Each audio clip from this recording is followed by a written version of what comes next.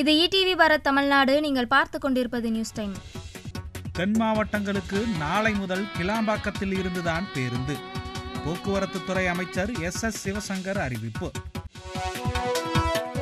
திருநெல்வேலி தொகுதியில் நயினார் நாகேந்திரனுக்கு MP சீட்டு வழங்க எதிர்ப்பு. பாஜகவிற்கு எச்சரிக்கை விடுத்து ஒட்டப்பட்ட போஸ்டரால் பரபரப்பு. சட்டவிரோத பணப்பரிமாற்ற தடை சட்ட வழக்கில் கைது செய்யப்பட்ட அமைச்சர் செந்தில் பாலாஜிக்கு காவல் நீட்டிப்பு.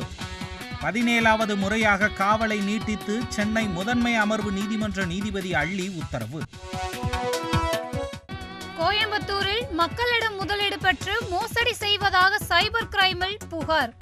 மைவி3 அட்ஸ் நிறுவனத்திற்கு ஆதரவாக நடந்த போராட்டத்தால் பரபரப்பு. பீகாரில் நிதிஷ்குமார் தலைமையிலான புதிய அரசின் முதல் அமைச்சரவை கூட்டம் இன்று நடைபெற்றது. கூட்டணி மாற்றத்தால் புதிய ஆட்சி அமைந்த நிலையில் பிப்ரவரி 12இல் பட்ஜெட் கூட்டத்தொடர் நடத்த அமைச்சரவையில் முடிவு. 7 நாட்களில் இந்திய குடியுரிமை சட்டம் அமல்படுத்தப்படும். மேற்கு வங்கத்தில் மத்திய அமைச்சர் சாந்தனு தாக்கூரின் பேச்சால் சர்ச்சை. அமலாக்கத்துறையின் விசாரணையை தள்ளி வைக்க கோரிய செந்தில் பாலாஜியின் மனு. பிரதான மோசடி வழக்கு நிலுவையில் உள்ளதால் விசாரணையை தள்ளி வைக்க கோர முடியாது என அமலாக்கத்துறை வாதம்.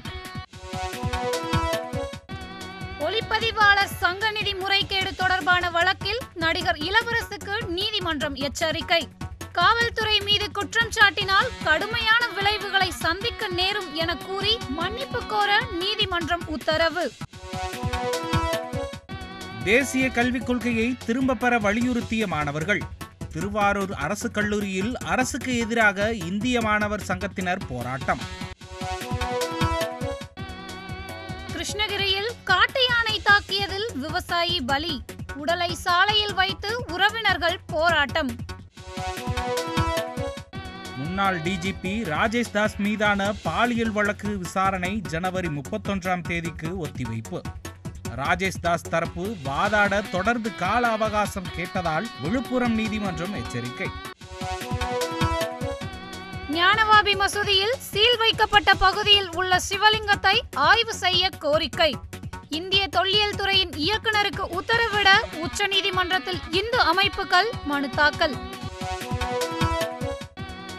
குடியரசு தினத்திற்கு பின்னர் வீரர்கள் பாசறை திரும்பும் நிகழ்ச்சி டெல்லியில் இன்று நடைபெற்றது.